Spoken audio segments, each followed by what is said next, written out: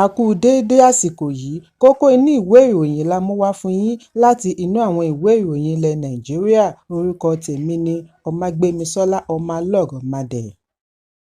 Ààrẹ Bọ́lá Tinubu ti ní ìdásílẹ̀ ọlọ́pàá ìpínlẹ̀ yóò ṣeé ṣe láti lè túbọ̀ mú ètò ààbò le jákèjádò orílẹ̀-èdè.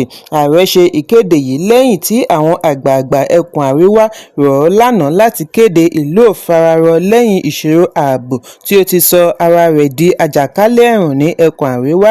Èyí wáyé ní ọjọ́ kan náà tí ààrẹ Nzoyu Tf-UK Mutok Victor Aleva náà sọ wípé kò sí àyípadà kankan ní ilẹ̀ Yelwata láti ìgbà tí ààrẹ Tinubu ti ṣe àbẹ̀wò sí ìpínlẹ̀ Benue lórí ìkọlù níbi tí àwọn darandaran ti ṣekú pa ènìyàn tí ó lé ní 200 nínú oṣù kẹfà.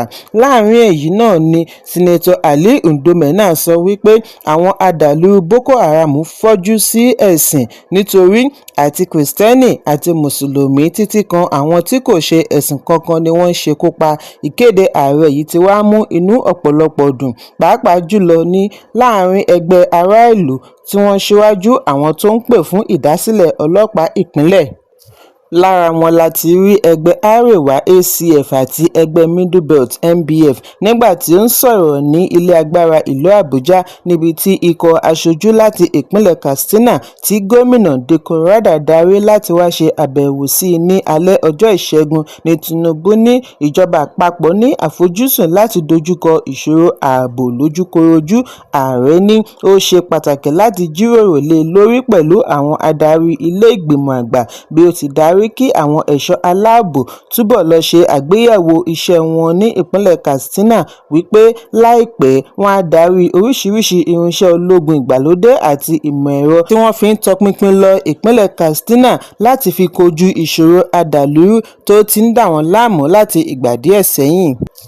Èyí ń wáyé bí gómìnà ìpínlẹ̀ Zamfara Dauda Lawal ṣe ní òun lè sọ ìṣòro àdàlúrú di ohun ìgbàgbé láàrin oṣù méjì bí wọ́n bá fún òun láṣẹ lórí àwọn àjọ ẹ̀ṣọ́ aláàbò. Nínú fọ́nrán kan tí ó ti gba orí ẹ̀rọ ayélujára ni gómìnà ti ṣàlàyé wípé òun mọ ọ̀gángán ibi tí àwọn àdàlúrú faraṣoko sí ṣùgbọ́n òun kò lè gbé ìgbésẹ̀ nítorí ìlú Àbújá ni àwọn ẹ̀ṣọ́ Zamfara ti ń gba àṣẹ. Gómìnà Lawal ní òun fi aláìbúra wípé gbogbo ìrìnsí àwọn adarí àdàlúrú ni òun mọ̀ ní ìpínlẹ̀ Zamfara. Ó ní pẹ̀lú ẹ̀rọ ìbánisọ̀rọ̀ rẹ̀ òun lè ṣe àfihàn ibi tí wọ́n wà lónìí ṣùgbọ́n àwọn kò lè ṣe ohun tí ó kọjá agbára.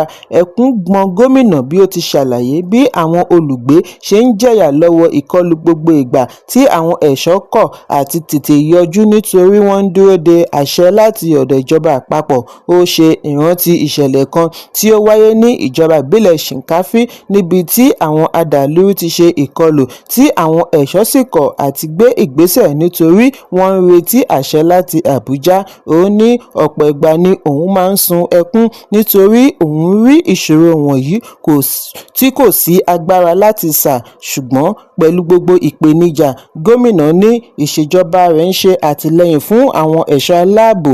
Ó ní 150 ọkọ̀ ìpàráàrò ni òun pín láàrin iléeṣẹ́ ọlọ́pàá, ológun, DSS àti Civil Defence.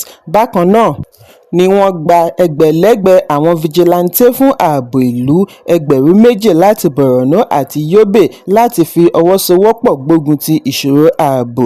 Ẹ̀kúnrẹ́rẹ́ ìròyìn wà nínú ìwé ìròyìn Vanguard tó jáde lónìí. Gómìnà ìpínlẹ̀ Edo Monday Ekpebolo ti ní àwọn ọ̀daràn ò ní bí wọ́n lè faraṣoko sí ní ìpínlẹ̀ láàrin ìṣèjọba rẹ̀. Gómìnà sọ èyí lánàá níbi ìṣísọlójú 300 alùpùpù tí ìṣèjọba rẹ̀ gbé kalẹ̀ fún ẹ̀ṣọ́ aláàbò láti fi mú ètò ààbò le ní ìpínlẹ̀. Níbi ayẹyẹ tí a ti rí kọmíṣánná ọlọ́pàá ìpínlẹ̀ Edo Monday Agbonika àti kọ̀mándà iléeṣẹ́ ológun 4 Brigade Brigadier General Ebenezer Oduyebo ni gómìnà ti ní àwọn fi alùpùpù wọ̀nyí ṣe àtìlẹ́yìn fún àwọn ẹ̀ṣọ́ aláàbò kí wọ́n lè ní àǹfààní àti dé àwọn ibi kọ́lọ́fín pàápàá jùlọ inú aginjù níbi tí àwọn ọ̀daràn faraṣoko sí. Gómìnà ní láti ìgbà ìpolongo ìbò ni àwọn ti ṣèlérí fún ará ìlú wípé àwọn á gbógun ti ìṣòro ààbò kí àlàáfíà lè jọba. Lónìí àwọn ti ń mú ìlérí ọ̀hún ṣẹ. Wọ́n á fi alùpùpù wọ̀nyí ránṣẹ́ sí gbogbo senatorial district láti lè rán àwọn ẹ̀ṣọ́ agbófinró lọ́wọ́ láti dé ibi ọkọ̀ ò lè dé. Ọ̀pẹ́bọlọ̀ tẹ̀síwájú wípé àwọn ọ̀daràn gbọ́dọ̀ fi ìpínlẹ̀ Edo sílẹ̀. Àwọn alùpùpù àti ohun ẹ̀ṣọ́ mìíràn títí kan ìmọ̀ ẹ̀rọ yóò mú kí ó ṣòro fún ọ̀daràn láti ṣọṣẹ́ nílùú. Nígbà tí ó ń fèsì, kọmíṣánná ọlọ́pàá Agbónika ṣe àpèjúwe ìgbésẹ̀ yìí ní ìgbà ọ̀tun New Dawn lórí ìgbìyànjú ètò ààbò ní ìpínlẹ̀ Edo, pàápàá jùlọ láti gbógun ti àwọn ọ̀daràn nínú aginjù bíi ajínigbé. Ó ní èyí jẹ́ ọjọ́ ńlá fún ìjàkadì wọn pẹ̀lú ìwà ọ̀daràn. Pẹ̀lú ọkọ̀ alùpùpù, àwọn lè túbọ̀ wọ inú igbó lọ bá àwọn ọ̀daràn níbi wọ́n fara ṣoko sí, bí ó ti ké sí àwọn olùgbé kí wọ́n ṣe àtìlẹ́yìn fún àwọn ẹ̀ṣọ́ aláàbò pẹ̀lú pípèsè ìròyìn tí yóò ràn wọ́n lọ́wọ́ lórí ìwádìí àti ìdènà ìwà ọ̀daràn. Ẹ̀kúnrẹ́rẹ́ ìròyìn wà nínú ìwé ìròyìn The Guardian tó jáde lónìí. Ọọ̀ni Ilé-Ifẹ̀ Ọba Adéyẹyè Ògúnwùsì Ọ̀jájá kejì ti gbáradì láti sààmì ayẹyẹ ọdún kẹwàá lórí oyè pẹ̀lú ìṣẹ̀ǹbáyé láti ilẹ̀ òkèèrè. Ọọ̀ni tí Olórí Adérónkẹ́ Adémilóyè Ògúnwùsì ṣaṣojú ni ó ṣe àfihàn yìí níbi ìpàdé pẹ̀lú àwọn akọ̀ròyìn tí ó wáyé ní ààfin lánàá ní Ilé-Ifẹ̀. Àkọlé ayẹyẹ yìí ni wọ́n pè ní ọdún mẹ́wàá àṣẹ, ìṣèjọba àlàáfíà, àṣà àti ìrẹ́pọ̀, bí wọ́n ti fi ayẹyẹ sí 30 oṣù kọkànlá àti ọjọ́ 7 oṣù kejìlá. Ayẹyẹ yìí jẹ́ èyí tí ó ní ipa pàtàkì láti fi ṣe ayẹyẹ ọdún mẹ́wàá ọba lórí àpèrè, ìdarí àti ìpamọ́ àṣà Ilé-Ifẹ̀. Gẹ́gẹ́ bí Ọọ̀ni ṣe ṣàlàyé, ayẹyẹ yìí ni wọ́n fẹ́ fi ṣe ìgbélárugẹ àṣà àjogúnbá ilẹ̀ Yorùbá, ìṣọ̀kan Pan-Africa àti bẹ́ẹ̀ bẹ́ẹ̀ lọ. Ọba ṣe àpèjúwe ayẹyẹ yìí ní ìpéjọpọ̀ jákèjádò àgbáyé, pàápàá jùlọ láti Brazil, Uganda, Ghana àti Cuba, láti fi bu ọlá fún àṣà Yorùbá òde òní fún àlékún agbára àṣà ilẹ̀ Áfíríkà. Ọjọ́ 7 oṣù kejìlá ọdún 2015 ni wọ́n ṣe àgbékalẹ̀ ọ̀pá àṣẹ fún Ọba Ògúnwùsì. Nínú oṣù kẹwàá ọdún 2015 ni àwọn afọbajẹ yàn sípò. Ó sì ṣe ètò ọba jíjẹ fún gbogbo oṣù kọkànlá kí ìwúyè rẹ̀ tó wáyé nínú oṣù kejìlá.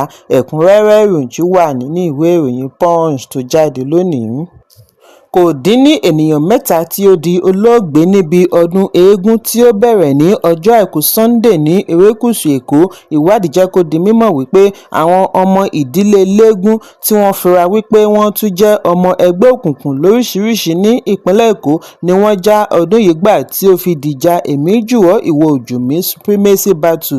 Olùgbé kan tí kò fẹ́ dárúkọ ara rẹ̀ sọ fún akọ̀ròyìn lánàá wípé ní kété tí ọdún eégún parí ni wọ́n sọ ọ́ di ìjà gbòòrò láàrin àwọn ọmọ gànfẹ́ kan tí wọ́n fura wípé wọ́n jẹ́ ọmọ ẹgbẹ́ òkùnkùn. Kí wọ́n tó ṣẹ́jú pẹ́ ni wọ́n ti ń ju àkúfọ̀ ìgò sí ara wọn. Bí àwọn mìíràn ṣe yọ ohun ìjà olóró, ó di ẹni orí yọ dílé. Fọ́nrán tí ó tó akọ̀ròyìn lọ́wọ́ ṣe àfihàn bí wọ́n ti ń yìnbọn lákọlákọ tí àwọn wọ̀nyí lé ara wọn kiri òpópónà. Fọ́nrán mìíràn ṣe àfihàn ibi tí àwọn bíi 10 ti pélé ẹnìkan lórí tí wọ́n ń lù ú. Olùgbé mìíràn tí ó pe orúkọ ara rẹ̀ ní Kazeem ní fún ọ̀pọ̀lọpọ̀ wákàtí ni wọ́n fi wà lórí ìjà tí wọ́n dá ìbẹ̀rùbojo sílẹ̀ láàrin àwọn olùgbé. Ó ní ìkọlù yìí bẹ̀rẹ̀ láti ìrọ̀lẹ́ títí di òru. Ará àdúgbò kò lè sùn látàrí ariwo bí wọ́n ti ń ba nǹkan jẹ́. Láti fèsì sí ìkọlù yìí ni iléeṣẹ́ ọlọ́pàá fi àtẹ̀jíṣẹ́ léde. Alukoro ọlọ́pàá ìpínlẹ̀ Benjamin Hundeyin kéde wípé àwọn ti mú ètò ààbò lé ní àwọn agbègbè bíi Lekki, Ajah àti agbègbè rẹ̀ títí kan Ògòǹbò àti Ẹlẹ́mọ̀rọ̀. Ìgbésẹ̀ yìí wáyé láti fi dáàbò bo ẹ̀mí àti dúkìá, bí wọ́n ti ké sí àwọn olùgbé kí wọ́n fi ọwọ́ sowọ́pọ̀ pẹ̀lú agbófinró láti ṣe àṣeyọrí lórí ìgbésẹ̀ wọn. Hundeyin fi kún un wípé àwọn ti bẹ̀rẹ̀ ìwádìí lórí ìṣekúpa tí ó wáyé ní ọjọ́ Àìkú tí ó yọrí sí ikú ọmọ ẹgbẹ́ òkùnkùn 3. Ẹ̀kúnrẹ́rẹ́ ìròyìn wà nínú ìwé ìròyìn Punch tó jáde lónìí.